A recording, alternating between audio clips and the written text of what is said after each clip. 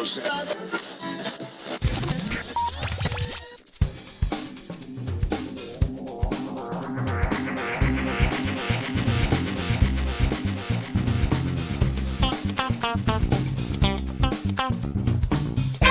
and welcome to episode 409 of Geektown Radio. We are back. It's a new year and a sort of new season for the show, and I have with me To infinity and beyond! Matt. How are you doing? I'm very good, David. How are you?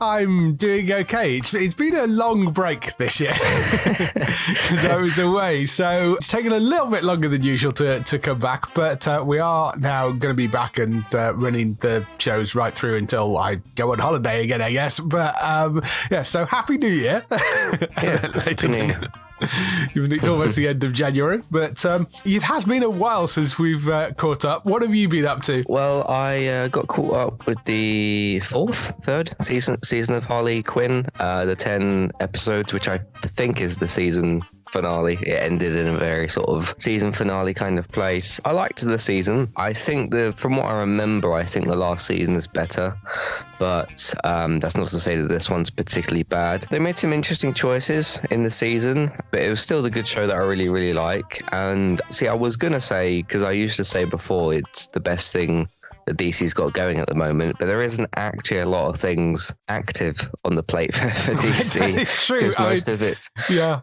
of it's finished or cancelled. I mean, I finished up the DCEU the other day as well, so that's literally like no longer existing anymore or whatever. But still one of my favourite DC things in a while, at least anyway. So I quite enjoyed that. Mm-hmm. And I'd be curious to see where they go from where they finished up this season as well. I was just remembering as well when the 10th, because I thought I was really, really far behind. Apparently I wasn't that far behind because I was trying to catch up with other stuff in that. About where the Valentine's episode is? Yes. Rather than putting it at the start of the season, which would have been the obvious thing to do, they decided to stick it at the end of the season for reasons. They've done things like that before, but yeah. No, I mean, the notorious Batwoman thing when it comes to Evil, where they aired it out of order. So the special, I think, went out on the 29th of December. Oh, wow. Okay.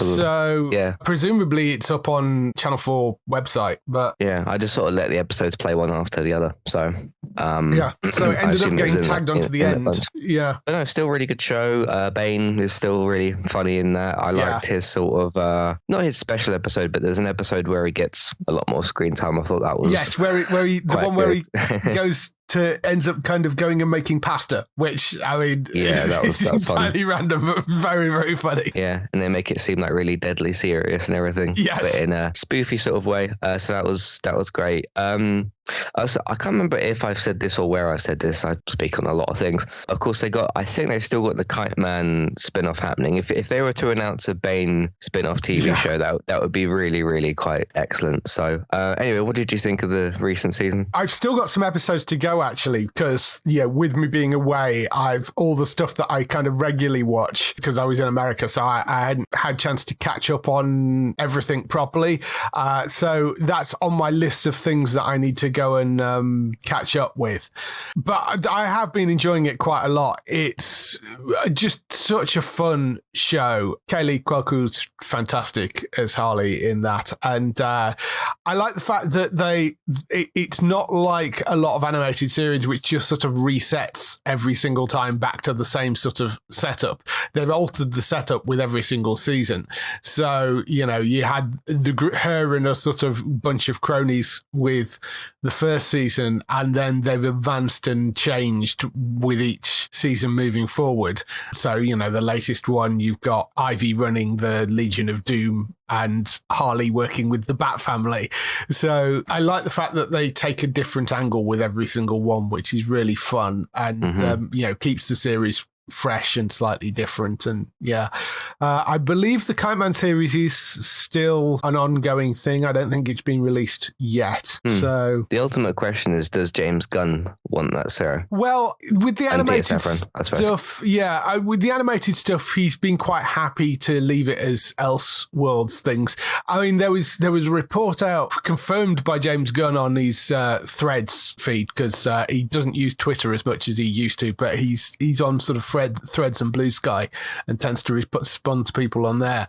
Somebody asked the question about the J.J. Abrams Superman movie. Whether that's still happening, and apparently it is still in development, even though they are, it won't be part of the new DCU. It's in development as an Elseworlds thing, in the same way that the Batman universe is a sort of separate universe. There is that JJ movie is still sort of there. I don't know exactly what they're going to do for that Superman film. I know they were talking about making it the Black Superman, which there is in the comics as well. There's a Kelvin, I think he's called.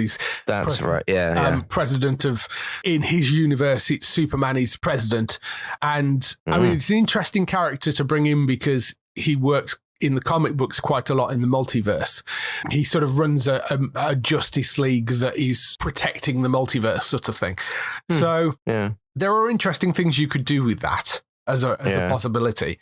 But apparently that film's still in development as well. So, I mean, that's been the thing. Although he is developing this new sort of universe, there are these little offshoot projects like the Joker movies and like the Batman universe and like Harley Quinn and, the other animated things. A lot of them are all sort of separate from the main DCU, but he's perfectly happy to let these things continue to rumble on. So we'll see. I think it would be crazy to cancel the Harley Quinn series whilst they still want to do it, because it is extremely popular and very funny. So, yeah, definitely. Next thing is through heavy recommendation from my sister, through a few different conversations. Yeah, she's been recommending I watch One Piece, and I kept saying to her that I was trying to get a few other things watched first, which I went and did. Things like Sex Education Season 4, which was brilliant. Watched 2 episodes yesterday of One Piece. I knew a couple of things about it, but I didn't know a lot. Obviously, I was just relying on the show to tell me what's going on. Basically, there's this guy called, is it Luffy, I think is his name? Yeah, Luffy, I think. And he wants to be king of the pirates, which he says quite a lot of times. And there's this guy who I think is the king of the pirates. He commits a crime and he gets publicly executed. But before he dies, he says, hey, I've got this treasure. And obviously, if the king of the pirates or whatever says, I've got this treasure, everyone's going to get interested. And he does it as this last sort of like, hey, I know I'm going to be executed. You lot go and get this One Piece thing. That's why it's called that, which I also didn't know that either. And there's these fruits, I think, that people can eat, sometimes by accident, sometimes not, which gives them different abilities, and some of which are quite sort of interesting. I won't get into spoilers or whatever. The main guy we have here, Luffy, he can stretch, essentially. He's either his skin's rubber or he's made out of rubber or it's something like that.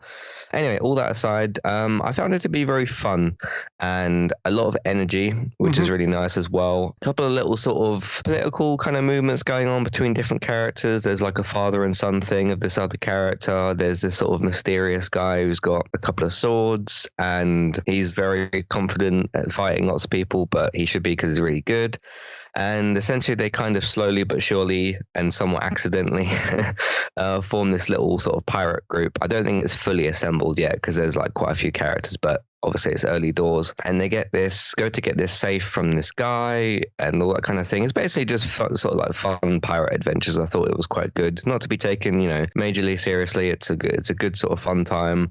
I've never actually myself personally seen the anime. Obviously I'm aware of it and that sort of stuff. And I've seen bits in places, but I've never seen the episodes, which is weird. So I watched episode 1, came off, went back on Netflix later, watched episode 2. Of course, Netflix goes, hey, here's the anime for you. I was like, oh, cool.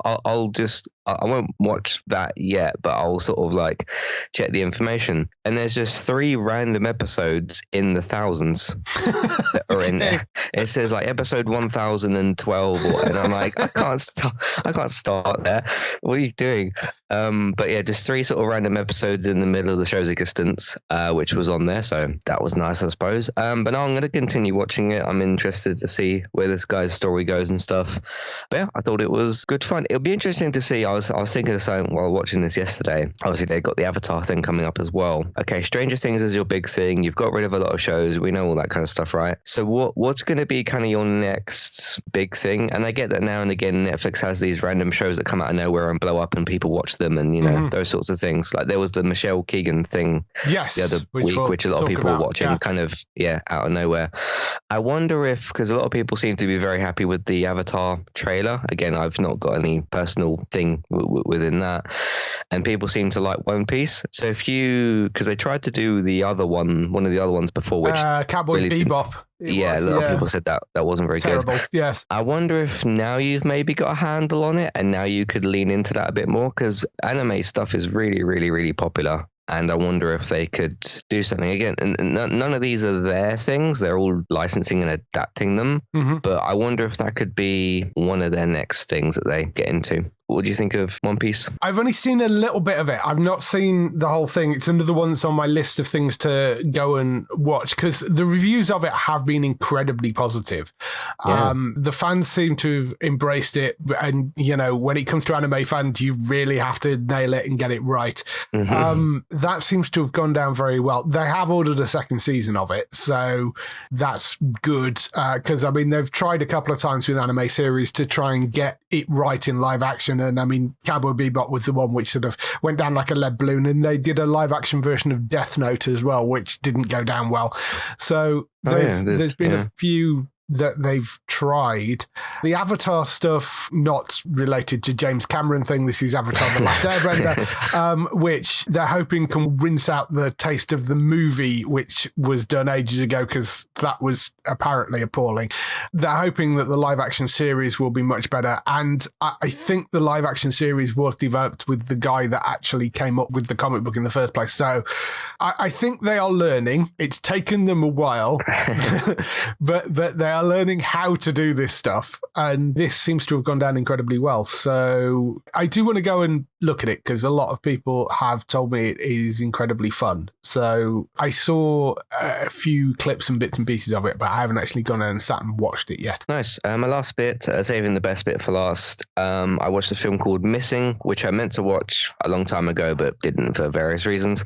This is not the sequel, but kind of the follow-up to Searching, which came out in, I want to say, about 2018 or something. So essentially the concept of these is they are kind of found footage films, but this is less sort of like someone walks around with a camera and more someone investigating something on a laptop. And the rules that these two films, Searching and Missing, have to follow is you don't film like normal footage. It has to be like screen capture from something. It can be something like someone takes a video call session from their laptop to their phone and takes that with them somewhere, because you're still using the phone as a camera kind of thing, if you know what I mean. So it uses that concept again. It's really incredible, this second film. I don't know if I'd say it's better or worse than the other one, but they're both very, very good. The idea this time is there's this young daughter played by Riley from Last of Us. She was in the Left Behind episode. Storm Reid? Yes, that's her name. Yeah, played by her, who was in the Last of Us Left Behind episode. Her mum goes off with this new guy on holiday. Seems all quite simple and straightforward. And I love how these films just build up from, this simple thing is just happening. This person's going somewhere or whatever, and they're going to go on holiday or whatever. Everything seems perfectly normal. She's been, left with money and that kind of stuff, and gets told, hey, don't throw parties and, don't get into trouble, that kind of thing. Yeah. She gets a reminder, I think it's like 3 or 4 days later. It's like a holiday weekend thing or something. And she has to go to the airport after, obviously they're supposed to come back to pick her mum up, and her mum doesn't show up. And then that's where the first kind of early twisting turning point goes, because then it's, okay, where's my mum? Where's she gone? And then that opens up the door of a very eventful sequence of events full of twists and turns and things. There's a couple of little points in this film that kind of, I'm not quite sure if that would work kind of thing, but they were kind of small, and it didn't affect the overall kind of film itself. This is one of them films that will sort of, the way it will reveal, you thought this character was this thing, but this character's involved with this thing, and it will give you this just really spine chilling sort of type of reveals of like, like, oh, that person's doing that, which means that they're involved in this, which means there's a deeper thing. And the way this story goes in terms of a sort of conspiracy sense of like, okay, what was my mum really involved in, and those kinds of things, is really quite incredible the way that they pull it off. And it's different enough from the first film and that kind of thing. I mean, it's different characters and all that. So really, really quite excellent. And I was watching, some of you probably have heard of him, Chris Stuckman. He's a well-known YouTuber. And he said about like the craft of these films and how long they take. And you really can't get many details wrong. And the restrictions that the director has, because it's like, okay, the character can't suddenly just like walk into a different room and have a director follow them. It has to be screen capture type stuff and all that.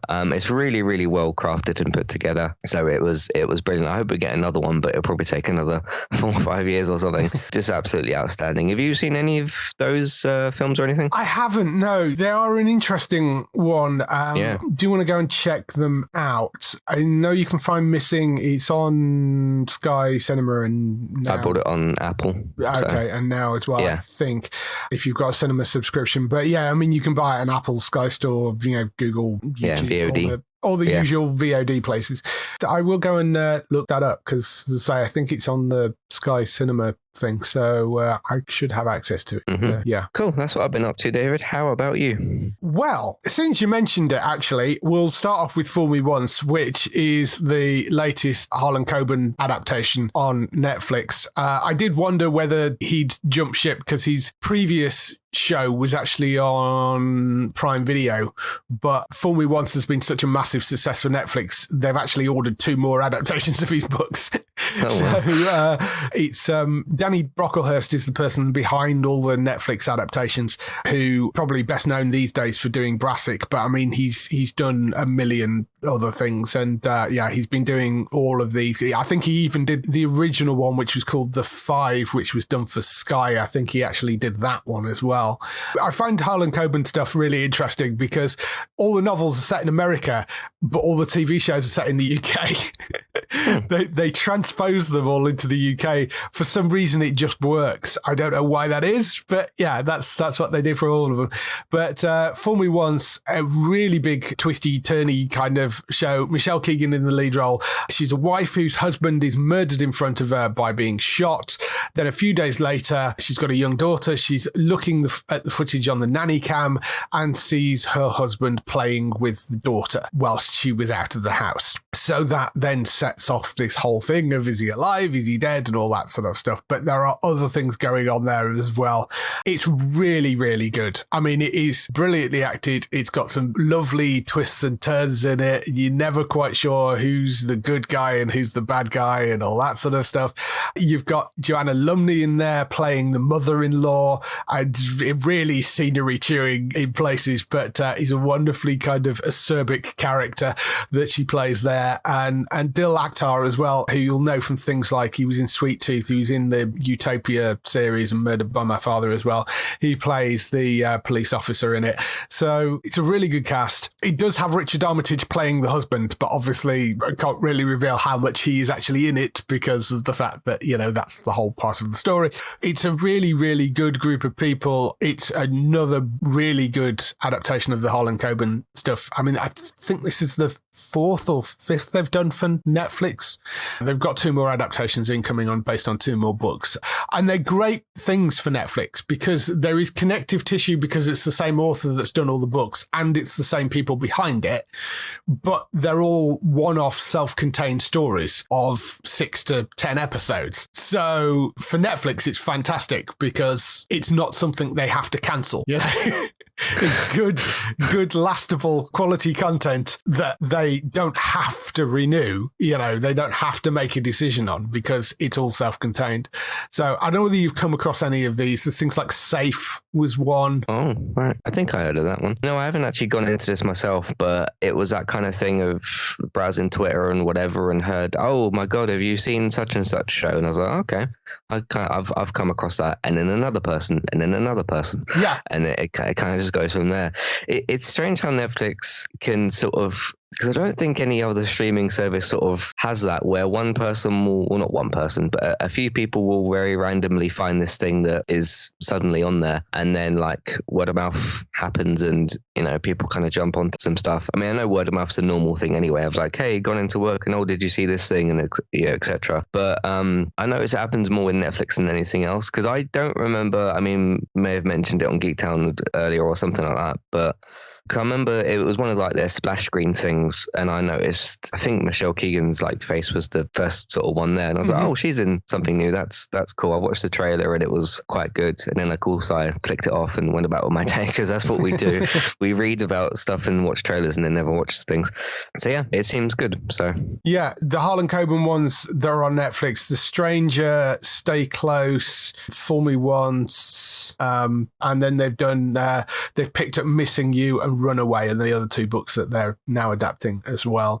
So they've been a good set. For some reason, this particular one, Fool Me Once, seems to have really captured the imagination. I don't know whether it was the timing of the release of it or why this particular one suddenly landed for people. I don't know. It may have been Michelle Keegan being the lead in it, and she's coming off the back. Yeah, she's popular over here, isn't she? Yeah, she's hugely popular. She's been in a number of BBC shows as well. So I don't know. I don't know why this one particularly hit, but they've all been really good. I mean, if you liked Fool Me Once and haven't watched the others, go and watch the others, because they're all of a similar quality and got great casts in. So worth going to check those out. Nice. Other things I watched, Fire Country, which is a show we've been waiting for a while. It's from SEAL Team's Max Theorot. It was one that he developed based on his sort of childhood experiences of growing up in what they call Fire Country, which is, well, most of California, really, during sort of, particularly during the summer months, where things randomly just set ablaze if you kind of so much as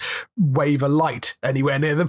The setup for this is a firefighter drama. He's playing a young convict and he's seeking redemption and a shorter prison sentence, and they have a convict firefighting program. So they enroll convicts that they think can be sort of trusted to go out and help fight fires. So yeah, that's pretty much the basic setup of it. It's already got a second season incoming, and they've got a spin-off in the works, which is going to be starring Marina Baccarin from Deadpool and Firefly and Gotham and all those things as the sheriff. Yeah. So they're obviously planning on spanning this out into sort of a bit more of a franchise kind of thing. So she will be a sheriff, so that'll be a police thing rather than a fire thing. So, it's another kind of thing that they're looking to turn into a franchise by the looks of things. I have to say, the opening episode of it, I enjoyed it. It is a bit clunky, particularly the dialogue is a bit Basil exposition in places. It's a bit ham-fisted and a bit heavy-handed. It's enjoyable enough, though, and I find Max there a really interesting character on screen. Some of the people around him, it's got Billy Burke in there, who's popped up in a million other things. He's really good. I think Billy Burke plays the opposing firehouse captain in Lone Star, the one that Rob Lowe has an issue with. Oh, yeah. Him. Yeah. So he's got some experience of playing firefighters, and he ends up in this, and he's sort of the head of the local firehouse. It was an interesting start. I've only seen one episode, and I don't really want to judge it just on the pilot. And obviously they're offloading a lot of information in that pilot about who everybody is and what the relationships are, and that ends in quite an interesting place. Like I say, it's a little bit clunky, that opening episode, in just how they deliver some stuff, but I think it has some potential, so I will keep watching it and see. I don't watch that many of these sort of things, but that I was kind of interested in. So that's going out Wednesdays on Sky Witness, or be on now as well, if you want to check that one out. Echo, of course, came out while we were off, the Disney series. I mean, it was fine, I thought. It did feel like a movie stretched over 6 episodes to me. And it's in that tricky position of not really being big enough for a movie which you could have released theatrically, because I don't think the character could carry it. But I think you could have made a movie for Disney Plus and got the same information across.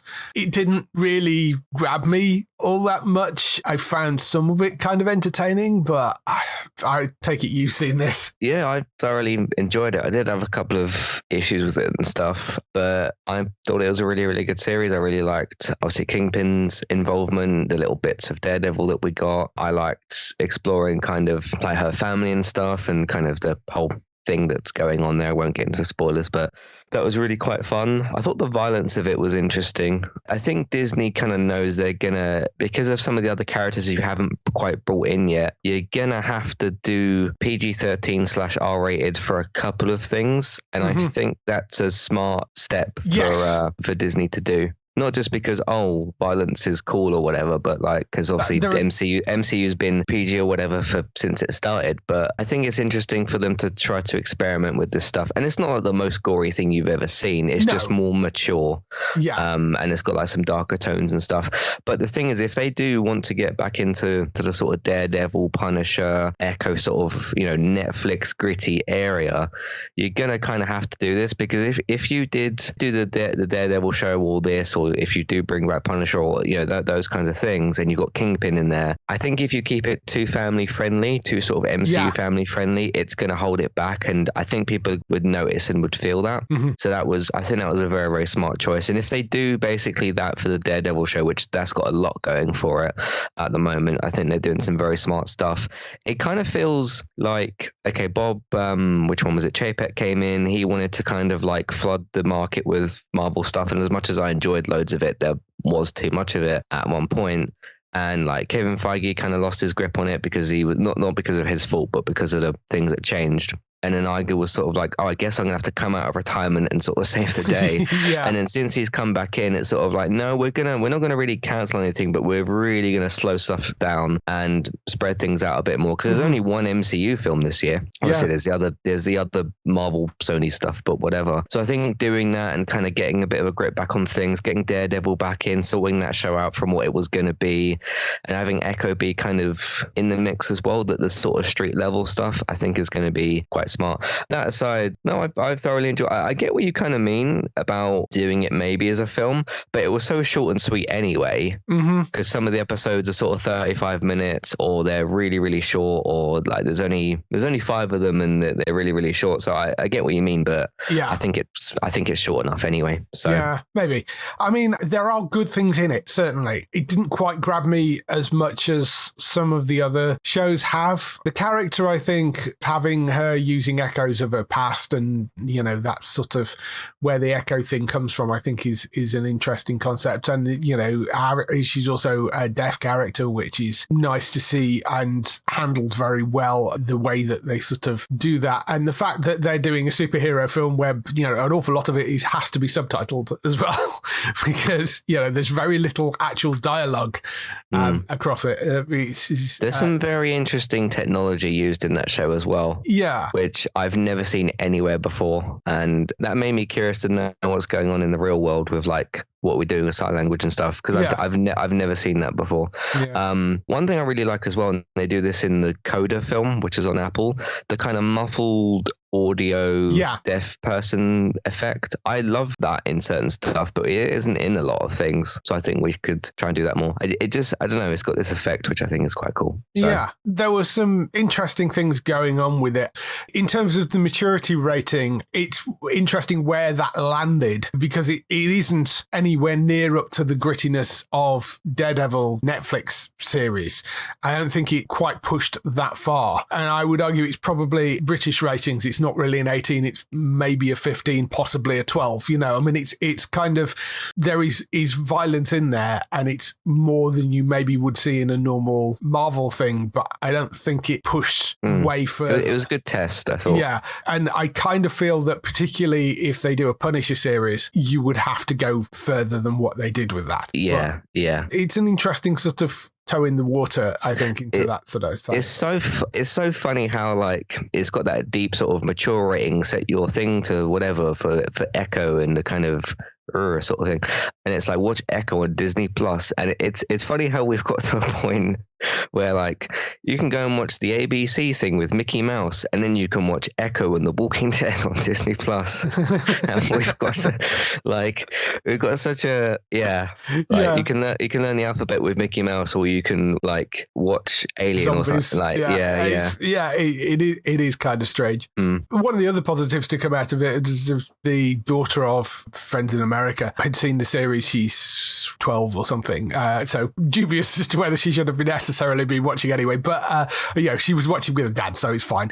She came out and said, I really want to learn American Sign Language, which is what they use on there. So, if it's helping getting people interested in learning sign language, that's no bad thing either. On to other street level shows. Reacher season 2 finished, which I really, really enjoyed. Have you watched that one yet? No, and everyone keeps telling me to go and do that, but that happens with a lot of shows, and but I do really want to go and watch it. It's just pressing play, I suppose. Yes, Reacher season 2 I thought was fantastic. I keep seeing gifs of him kicking cars. Well. I mean, I'm sure he's grown in size from the first one to the second one, because I mean, I could be wrong about that, but I thought the second season was great. It's him with his old army buddies, basically, because one of them gets knocked off and he ends up having to get his old team back together, which isn't the usual MO for Reacher stuff, because he tends to be sort of solo and it tends to be people that are around him. There's like 1 or 2 recurring characters, but that's usually it. Really enjoyed the second season. It's already been renewed for a third season, which is currently filming in Toronto. They've announced as well that will be based on the 7th book in the series called Persuader, which is where Reacher witnesses a brutal kidnap attempt and takes the law into his own hands. He must go undercover to rescue an informant held by a haunting foe from his past. I think that's kind of interesting. What's really intriguing is the fact that they're not doing any of the books in order. They're jumping around quite a lot. They started with book 1, and then the season 2 was book 11, and then season 3 is going to be book 7. So given that the whole thing with Reacher is he's basically a wanderer and he wanders into a town and that's where the story starts, there's no real need to put them back to back to back and do them in order. So, you can basically do them in any order you like. So I think whatever works as a TV adaptation, but they've been doing a stunning job with that. If you like the things like Jack Ryan, which I know you do, I certainly think you should be looking at Reacher. I do like what Amazon's doing with espionage. They had Hannah, the 3 seasons, that was quite good. Jack Ryan, 4 seasons. This, they've got 2 of so far. So they're building that up quite nicely as well. Yeah, so, I think they've done well with sort of adaptations. I mean, they had Bosch for years as well, which was another sort of decent adaptation of a book series. Certainly Reacher is worth going to check out. So that's all the stuff I've been doing since we've been off. Let's move on to some TV and film news. So we kick off the TV and film news with the renewals, cancellations and pickups. First one isn't so much a cancellation because we kind of knew this already because she'd said it before, but the flight attendant is not returning for a third season. Kaylee Cuoco, who exec produced on that as well as starring in it, had previously kind of indicated that, I mean, it was only designed as a limited series in the first place anyway, and then they came up with a story for a second season, so they made a second season. And she'd already kind of intimated that they wouldn't do a third season. I mean, they may do one, but it wouldn't be for a while, and if they did, it would have to be something that makes sense and a story they could find for it. She's just said recently that they're not doing a third season. She loved playing the character. She's very proud of the 2 seasons that they've done, but they're not going to do a third, which I'm fine with because, I mean, I loved the first 2 seasons of that. I thought it was brilliant. I thought she was great in it. Very, very enjoyable. She's now, of course, doing Based on a True Story, which is another brilliant series. And I mean, it got mixed reviews in the US, and I'm not entirely sure why, because I really, really enjoyed it. And if you like The Flight Attendant, I think you'll like Based on a True Story. It's wonderfully dark and it has that same dark sort of humour to it. I don't think that's a huge shock, but yeah, it was a great show. Yeah, she's still also, of course, doing Harley Quinn and that. Yeah. At the end of the day, if you come up with a limited series idea and then, hey, I've got an idea for a second one, it still works, but not quite as much. And then you don't have an idea for a third one. It's okay to leave these things alone. Yeah. Because the thing you don't want to do at the end of the day is like, quick, let's come up with an idea for a third one. And then it's bad. And, it's like, oh, that show had 2 good seasons, but that third one kind of thing. Yeah. So that's absolutely fine. It's been off for a while anyway. I liked the first 2 seasons anyway, so that's fine. Yeah. So I'm not shocked by that at all. Schmigadoon has been cancelled by Apple after 2 seasons, which I think is a shame because it was such a wonderfully bonkers series. That was the musical comedy where a couple are out backpacking and they end up in this town called Schmigadoon that is sort of this weird magical town. It's Keegan-Michael Key in the lead role and Celie Strong is the other lead. They're trapped there until they can fix their sort of relationship. And it's But it's very, very funny. They ran it for 2 seasons, but they've decided it's not coming back for a third, which is a shame because it's a nice off-the-wall Apple show, that one, if you've not checked that one out. If Apple cancels a show, though, there's usually a good reason because they don't do it very often. Yeah. I mean, it's usually the case of that, or your show gets 3 seasons anyway, but then it ends with a 3rd season. I get the feeling that the seasons are kind of self-contained-ish with that, so I don't know. Okay. That maybe, I'm not sure. I'm not 100% on that, but it might still be worth watching without sort of worrying about it landing on a cliffhanger. Julia, the Max series, which runs on Sky over here, that's been cancelled after 2 seasons, so that won't be coming back. Minx, which runs, I think, on Paramount Plus over here, that's been cancelled again after getting 2 seasons. It was reprieved, but it was somewhere else, and then Starz picked it up and reprieved it for a 2nd season, and they've now cancelled it, so that won't be coming back. Disney has cancelled American Born Chinese after 1 season, which is a real shame, because I rather enjoyed that. It was a very different kind of off-the-wall comic book. Is that the Michelle Yeoh thing? That was the Michelle. No, that's the Michelle Yeoh one. Oh, right. It's a shame that they're not bringing that back. I can't say I'm overly surprised because I don't think there was as much hype around it as they hoped, considering it had Michelle Yeoh in it and Zaki Yuan in it, and they were. Yeah, I mean, she's a national treasure. Yeah, so. and it came out around just after sort of all the Oscar buzz, so I think they were hoping for a bit more of a push on it. Unfortunately, it didn't get it, but it's a sort of variation on the kind of Monkey King Chinese legend story, which has been done a million times, a million different ways, but I really rather enjoyed what they did with that. That's gone after 1 season. Our Flag Means Death. They confirmed a couple of weeks ago that has been cancelled by Max after 2 seasons, which I'm really, really sad about because the 1st season of that was superb. A 2nd season is coming reasonably soon to the BBC, but that's a real shame because it was such a wonderful show and really fun and really funny. Great group of people. I've seen them at Comic Cons a number of times and the cast always seems so lovely, and very sad that that's going because I rather enjoyed that. Wolfpack has been cancelled by Paramount Plus after 1 season. That was the sort of not spin-off of Teen Wolf that they made. So, and they did a big song and dance about, but I don't think it landed anywhere near as well as they hoped it did. So that's gone. And they've confirmed The Good Doctor is going to end with its 7th season, which 7 seasons, solid run. Yeah. It does seem to be coming to a proper conclusion as well, not cancelled. They are going to end it. It's one of those things, we're seeing this quite a lot actually, that things coming to an end after 7 seasons. And the reason for that tends to be that that's when the cast have to renegotiate their contracts. So it means if you're a relatively successful show, everything gets renegotiated and all the prices go up. And the problem with all the prices going up is it means it doesn't make the show from a business standpoint necessarily viable anymore, particularly if it's made by an outside studio, which this was because it's made for ABC by Sony. So that's why you're seeing a lot of things come to an end after 7 seasons. It's a shame, but you can't complain at a 7-season run. I mean, that's a pretty good going, and I think they are actually bringing it to a proper conclusion, so that's good. In terms of renewals, Slow Horses was, I think, one of the first things of the year to be renewed. That's been picked up for a 5th season. Interestingly, they only mention a 5th season and not a 5th and 6th because they've renewed them in batches of 2 so they can film them back to back. They filmed or are filming the 4th season because we've had 3 seasons go out, so they've renewed it for a 5th. Whether that means they're just slowing down the renewals or whether that's a sign that maybe they're only going to do 5, I don't know. But I'm all up for having more Slow Horses. I don't know how many books there are in the series. I can't remember. I think it might have been 7 or 8. So, I mean, they've got a limited amount of things that they can actually do anyway. But I love that show. It's so good. That's being renewed for a 5th season, which is great. So we've got a 4th season to come and then there'll be a 5th. Oh, was the 4th one not come out yet? No, they've 3rd one is the one that's just come out. 4th one is either has already been shot or they're still filming it at the moment. But but that will come out later this year. Nice. The Greg Davies comedy The Cleaner has been renewed for a third season on the BBC. That's a little comedy that seems to have slipped slightly under the radar. I don't see that many people talking about it, but when you mention it, people go, oh yeah, I really like that.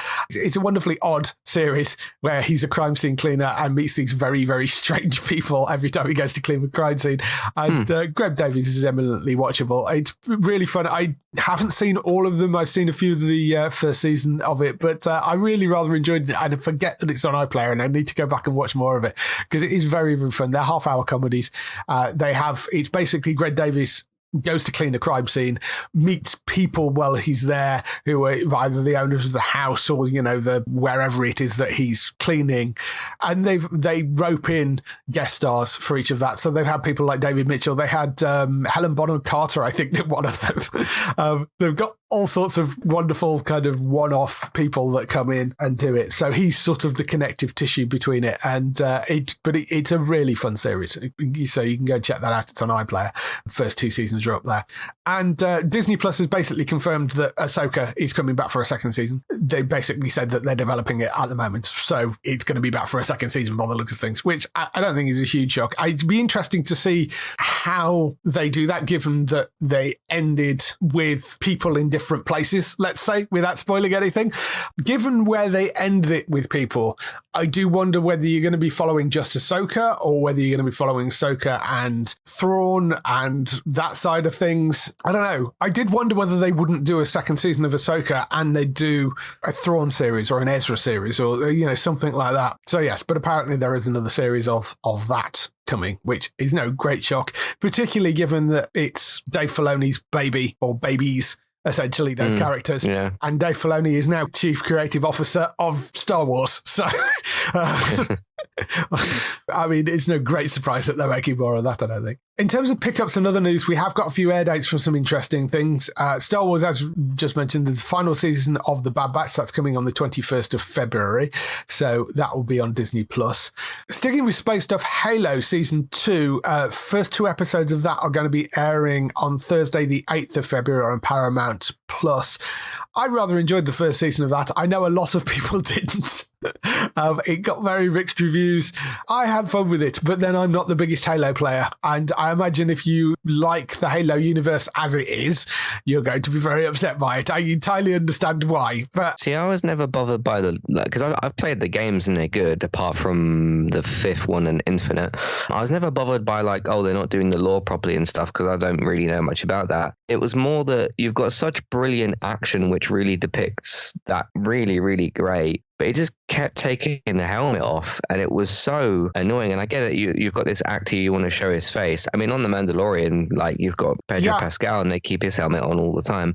I just want that same kind of, when you're looking at Mandalorian and Grogu's there or something, and they're giving each other these looks, and okay, you can get more facial expression off of Grogu because you can see his face. But with Mandalorian, you just get these sort of side looks, and you're trying to read this mysterious character's read what's kind of going on there. I just wanted the same thing for Master Chief, but even when he was in combat, sometimes he kept taking his helmet off. And I did see, I can't quote him exactly because it was probably misquoted or taken out of context or something. There was something going around that said if you don't like that we take the helmet off, the show might not be for you or something.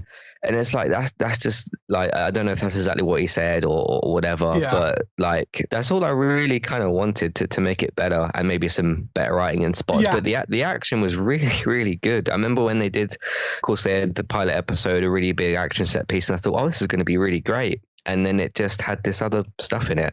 It's got the potential to be something really, really amazing, but I just have to correct a couple of things. But I don't know if there's the mentality there to sort of, we should change it, or this is just the way the show is, kind of thing. So. I mean, I think at this point you've kind of done the damage, so you may as well stick with him taking the helmet off. I do agree with you. I can excuse taking the helmet off when he's not in combat. Taking the helmet off when he's in combat, that's just dumb. So no, I'm with you on that, certainly. I can excuse them taking the helmet off outside of that. I mean, I get why it upsets fans, because he's not supposed to do that and all that sort of stuff, but I can get it. I mean, I know the Sylvester Stallone Judge Dredd movie, when they had him take his helmet off, was really annoyed me. But as I say, I'm not the biggest Halo fan. So, I mean, I've played some of the games and I enjoyed them, but it's not sort of a universe that I've spent all that much time in. But as a series, as a sci-fi series, I thought it was good and it was fun. But Thursday, the 8th of February on Paramount Plus, if you want to check out season 2 of that. The Completely Made Up Adventures of Dick Turpin has got a premiere date. That's 1st of March on Apple TV. I'm quite looking forward to this. It is Noel Fielding as Dick Turpin in the lead role. It's got a whole array of like British comedy people, including Greg Davies at one point pops up in this, but there's a whole array of British comedy people that are supporting him across this and even in guest spots and in other roles.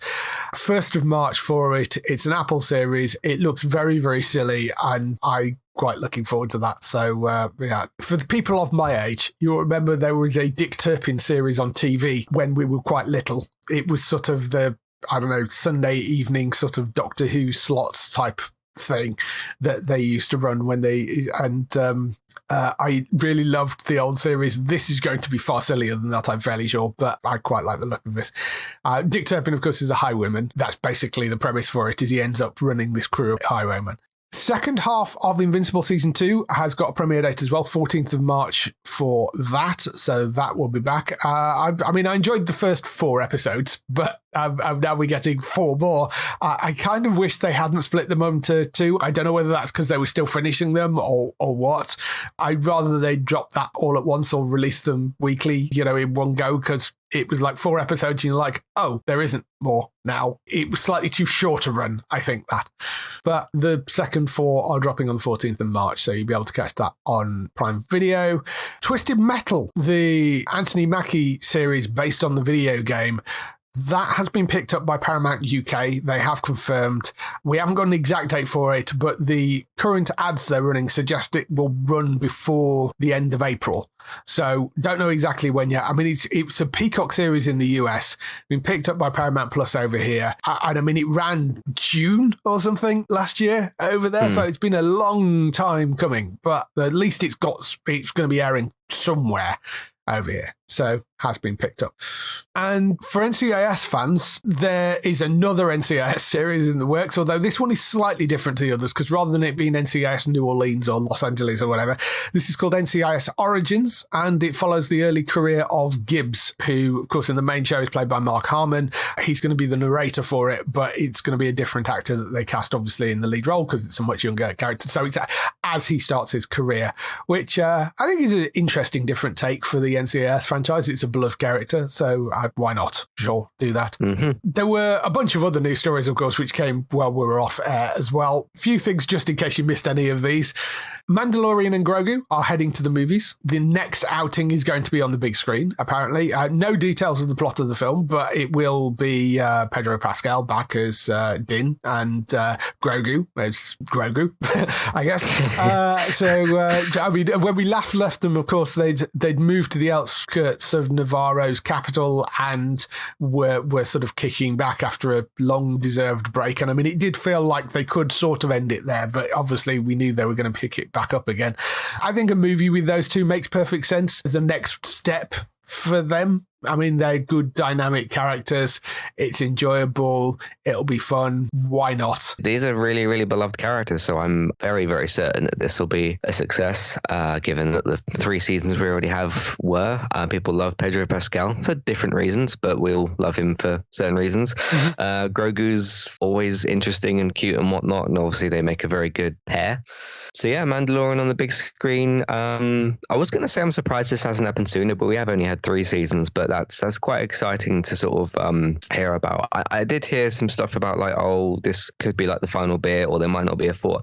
I think if you're Disney and you're smart, you keep these 2 characters around and you keep putting them in things because people absolutely love them. And in terms of the actual like active Star Wars stuff, I mean, I know there's like the Rey films coming out and whatever's going on with all that film stuff, and there's obviously some of the series and things. Kind of the thing that's really holding Star Wars up at the moment, I would say, is these 2, because people really do love them. But even outside of the Mandalorian, there's not a lot of sort of active Star Wars stuff. Like, there's not an ongoing trilogy or anything at the moment. People are waiting to come back. Like, we finished with all that, and I know there's some films and some other shows, but these are really kind of the main two at the moment. So that makes a lot of sense. Yeah, completely. I mean, they keep on announcing movies and then cancelling them as well, which is the frustrating thing.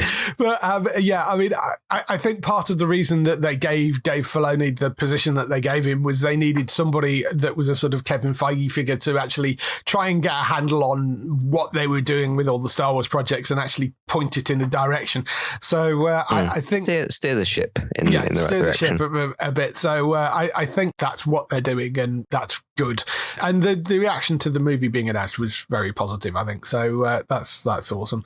Moving from Star Wars to Star Trek, there is another prequel film in development at Paramount. Apparently, Andor's Tony Hayes is the person that's attached to it, but it's from Bad Robot, which is J.J. Abrams' company. It's said to be an origin story set decades before the 2009 Star Trek film. So it's not connected to the TV stuff. It's connected to the movie stuff.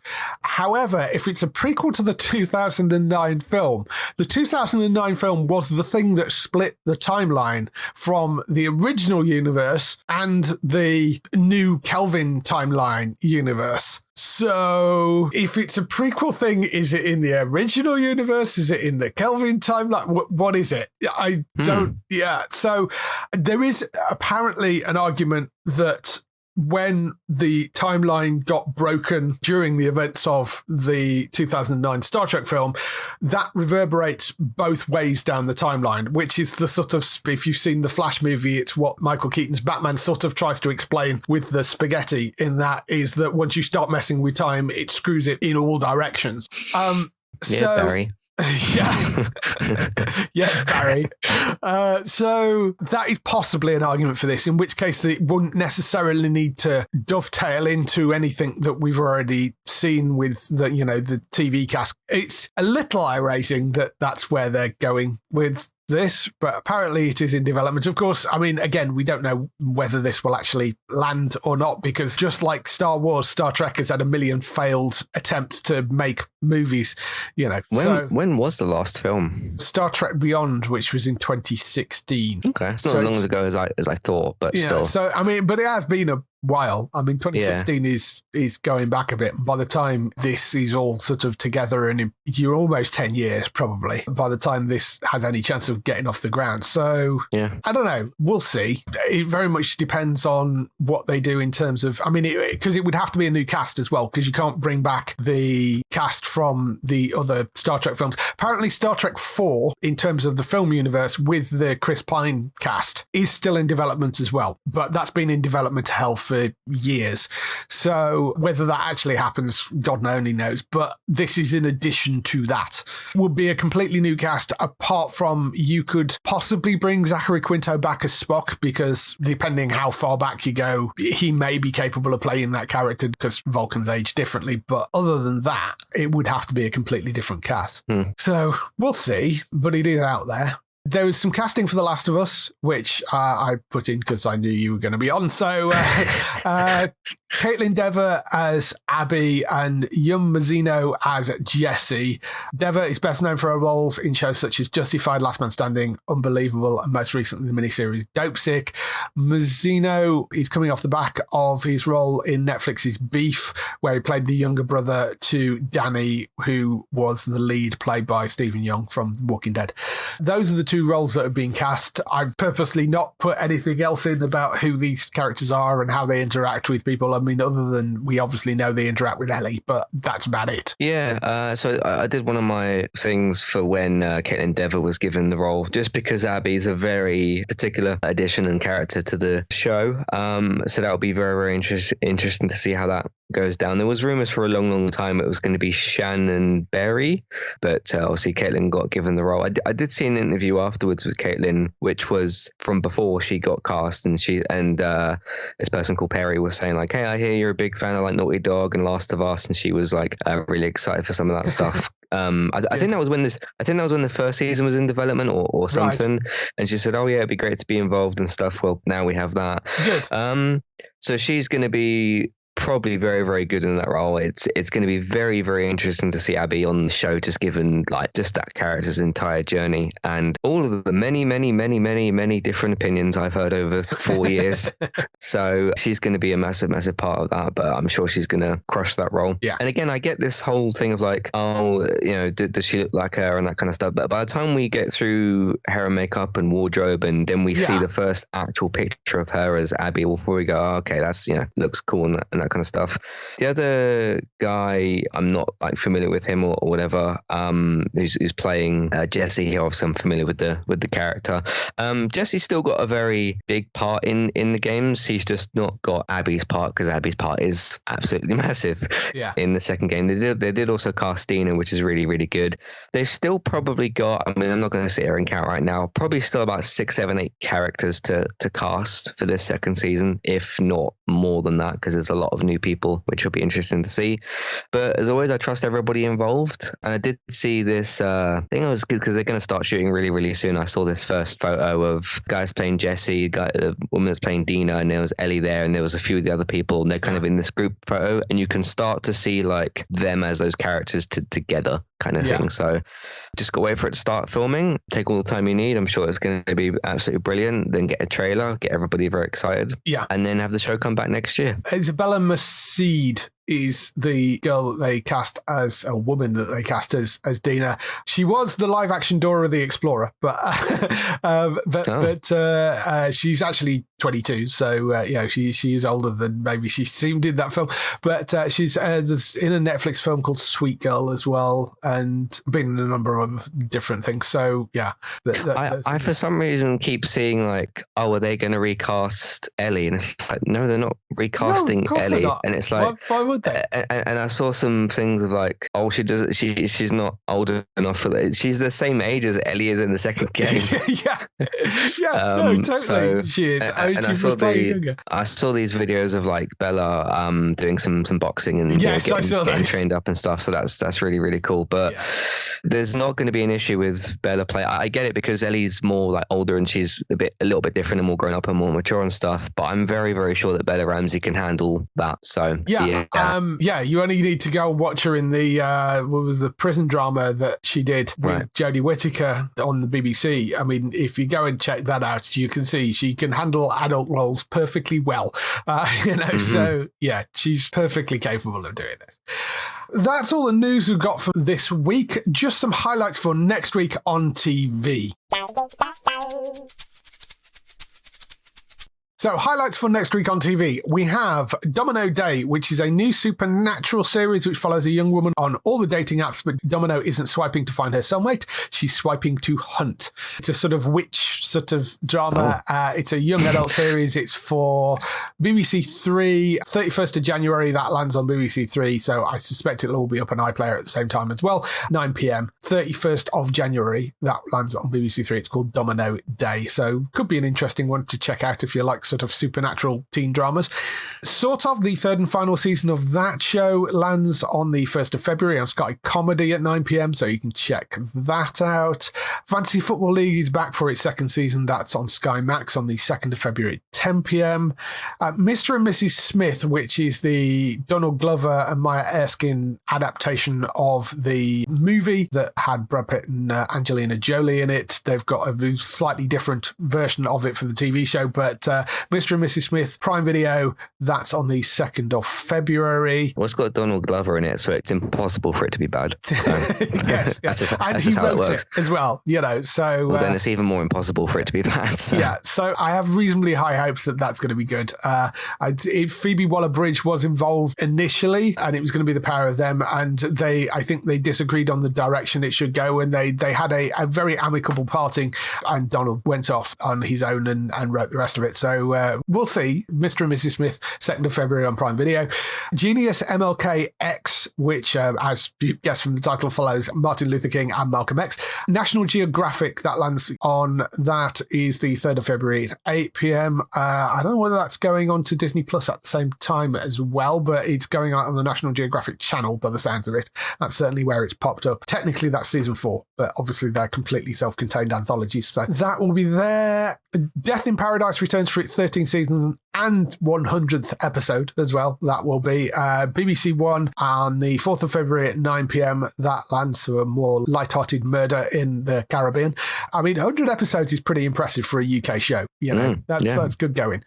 Our Flag Means Death, as I mentioned earlier, comes back for its second and final season. That's on the 8th of February at 10 p.m. I mean, not final season if a lot of people on the internet get their way, because there are petitions all over the place to try and save that show. But Our Flag Means Death, BBC iPlayer. Before. It has. People have saved shows before. I mean, it feels like it's one that or Netflix got a cut of a film created. Snyder cut. Yeah, it feels like one that Netflix could step in on that. I mean, you know, it's got a beloved fan base and it's a very beloved show. But Our Flag Means Death season 2, they pick it up for one season and get rid of it. Yeah, well, exactly. That's the only problem. 5th of February at 10 p.m. on BBC iPlayer for that. Curb Your Enthusiasm is back for its 12th and definitely final this time season, because he had a final season before and then came back again, but I think this is definitely final. Sky Comedy, 5th of February at 9 p.m. for Larry David's groundbreaking comedy series, Curb Your Enthusiasm final season. And there's a little show coming to ITVX called Gwed. That's G''WED. It's a comedy about teen life in Liverpool. It looks very intriguing and slightly weird and off the wall. 5th of February for Gwed. It's on ITVX. I have no idea whether it'll be any good or not. It's a mostly unknown cast with a relatively new writer. So, but I've seen trailers and bits and pieces for it, and it does look kind of interesting. Potentially quite a tough sell, but I have a huge affection for Liverpool and that humour. I'm interested to check that out and see what it's like. So that's Gwed, 5th of February on ITVX for that. That's all the shows coming next week on TV. If people want to find more of you, where can they find you? You can head over to entertainmenttalk.org or the same name on your podcast platforms for TV, games, films, Man United podcast. There's not been a lot of Man United stuff lately because we only played 2 games this month, but we took a trip to Newport County and we almost mucked it up, but thankfully we didn't. So that is in the FA Cup, so that was good. I did a big DCEU wrap-up podcast because, of course, we got no more content from that because we've got the DCU coming up. So talked about, well, I'll say my final thoughts. I'm sure we'll bring up the DCEU again at some point. I did my final rankings and then I thought back to those final rankings and then looked at my list. Apparently I didn't put Aquaman on there. But anyway, there was 16 DCEU films, but that was an interesting one to kind of do. We brought Gaming Talk back recently. That's been quite good. So yeah, got some stuff going on over there as well. I'm not really streaming on Twitch at the moment. I'm doing mainly streaming on YouTube. I've done 3 parts of the Last of Us Part 2's No Return mode. So that was streamed on YouTube. They're all videos over there. And there's also the game clips and stuff that Entertainment Talk plays over on YouTube. And that's me at the moment. Cool. So go and check out Matt over on Entertainment Talk for lots more podcasts. It's at this point I would usually say go and check out Bex on Twitch. However, she's on hiatus at the moment. So don't worry if you've not seen her posting on social media or around. She has basically decided that she is going to take a break from all the social medias. She's doing some other stuff. Everything's perfectly fine. She's on a break, basically. She's on hiatus. Hopefully she will come back at some point, but she's decided to take a break from streaming and recharge a bit and all that good stuff, which I think sometimes you need. So, yeah. She is an incredibly hardworking person. Now, again, you do just need a break. So yeah, it's understandable. So she's on hiatus right now. She will be back, I'm sure, at some point, but doing other things right now. So if you're wondering where Bex was, that's all it is. There's nothing else going on. That's all it is. Daryl, of course, you can go and check out on HollywoodNorthNews.net for all those TV series which you love, which are shot in Canada as well. So for us, you can go to the website at geektown.co.uk throughout the week and see all the latest air date information. If you want to get in touch with your questions or comments, email us on podcast@geektown.co.uk. Leave a message on the website post. Find us at Geektown on Twitter, on Facebook at facebook.com/Geektown, YouTube at youtube.com/Geektown, Blue Sky at Geektown, Instagram at Geektown UK, TikTok at Geektown UK, and Threads at Geektown UK. That is everything. We will be back next week. See you then. Bye-bye. Goodbye.